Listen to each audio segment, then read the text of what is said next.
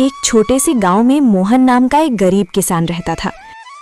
वो दिन रात खेतों में मेहनत करता, लेकिन फिर भी मुश्किल से अपने घर का खर्च चला पाता था। सुबह होते ही वो हल लेकर खेत में लग जाता, पसीने और चिंता के साथ अपनी जिंदगी को जैसे तैसे आगे बढ़ाता रहता।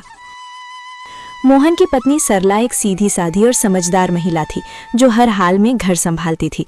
उसकी 2 बेटियां थीं। बड़ी बेटी गीता, जो समझदार और अच्छे स्वभाव की थी, और छोटी बेटी नीलम, जो चंचल और चालाक थी, लेकिन अपनी बड़ी बहन से बहुत ईर्ष्या करती थी। दोपहर का समय था। रसोई में सरला चूल्हे के पास बैठी खाना बना रही थी। गीता उसके पास आकर चुपचाप सब्जी काटने लगी। गीता बेटा, तुम हर काम इतनी लगन से करती हो, सच में तुमसे घर संभल जाता है। माँ, ये तो मेरा फर्ज है, आप इतनी मेहनत करती है तो मैं कैसे पीछे रह सकती हूँ। तुम्हारी यही बात मुझे सबसे अच्छी लगती है, शांत स्वभाव और समझदारी। इतना कहते कहते अचानक सरला को ध्यान आता है, अरे नीलम कहाँ है? सुबह से दिखी ही नहीं। नीलम, ओ नीलम! सरला जोर से आवाज लगाती है। कुछ पल सन्नाटा रहता है, फिर तेज कदमों की आवाज आती है। नीलम गुस्से और चिड़चिड़े अंदाज में रसोई में अंदर आती है। क्या है माँ, इतनी जोर जोर से क्यों बुला रही हैं? मैं कोई खाली नहीं बैठी थी। बात करने का ये तरीका है? मैं बस पूछ रही थी कि तुम कहाँ थी। नीलम हंसते हुए तंज में, आपको मेरी क्या चिंता होगी, आपको तो बस आपकी आदर्श बेटी गीता की ही फिक्र रहती है। गीता, नीलम ऐसा मत बोलो। नीलम गुस्से में बीच में काटते हुए, आप चुप ही रहो दीदी, हर वक्त अच्छी बनने का नाटक मत किया करो। सबके सामने सीधी साधी बनती हो और सारी तारीफें भी तुम ही ले जाती हो। नीलम, बस करो नीलम, ये जलन तुम्हें गलत रास्ते पर ले जा रही है। हाँ, जलन है मुझे, क्योंकि मुझे हमेशा आप दोनों के बीच में छोटा और बेकार महसूस कराया जाता है। आप दोनों को तो बस एक दूसरे की अच्छाई ही दिखती है। दोपहर की तेज धूप खेतों पर चमक रही थी। मोहन अपने खेत में हल चला रहा था। उसके कपड़े पसीने से भीग चुके थे, लेकिन वो बिना रुके काम करता जा रहा था।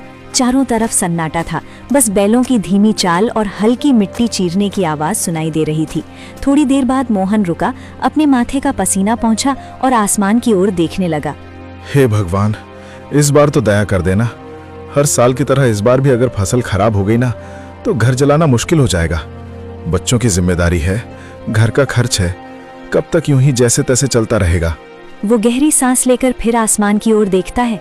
बस भगवान, इस बार कोई मुसीबत मत आने देना। बारिश समय पर हो जाए, फसल अच्छी हो जाए, ताकि मेरे बच्चों को थोड़ा अच्छा जीवन दे सकूं। इतना कहकर वो फिर से काम करने लगता है। तभी दूर से कोई आवाज लगाता है,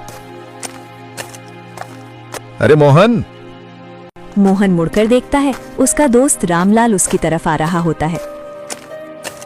क्या बात है भाई, आज तो बड़े सोच में डूबे हुए लग रहे हो। क्या बताऊं रामलाल, किसान की जिंदगी ही ऐसी है। मेहनत तो पूरी करते हैं, लेकिन सब कुछ ऊपर वाले के हाथ में होता है। बिल्कुल सही कहा तुमने। इस बार तो मौसम भी कुछ ठीक नहीं लग रहा, कभी ज्यादा धूप, कभी अचानक बादल।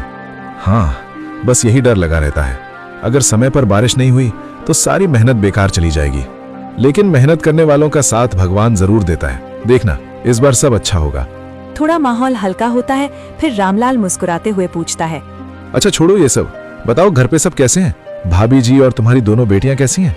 सब ठीक हैं। सरला तो हमेशा की तरह घर संभाल रही है, और मेरी बड़ी बेटी गीता, वो तो बहुत समझदार हो गई है। घर के हर काम में हाथ बटाती है, कभी शिकायत नहीं करती। अरे वाह, ये तो बहुत अच्छी बात है। आजकल ऐसी लड़कियां कहाँ मिलती हैं। हाँ, लेकिन छोटी वाली नीलम, उसका स्वभाव थोड़ा अलग है, चंचल है और कभी कभी गुस्सा भी जल्दी आ जाता है। समझाने की कोशिश करता हूं, लेकिन उम्र भी तो ऐसी है। कोई बात नहीं मोहन, धीरे धीरे सब समझ आ जाता है। बच्चे हैं, समय के साथ सीख जाते हैं। बस यही उम्मीद है कि दोनों बेटियां सही रास्ते पर चलें और खुश रहें। बाकी भगवान की मर्जी। दोनों कुछ पल के लिए खेत की तरफ देखते हैं, फसल, मिट्टी और अपने संघर्ष भरे जीवन को। चलो भाई, हिम्मत मत हारना, सब ठीक होगा। हाँ, उम्मीद तो उसी से है।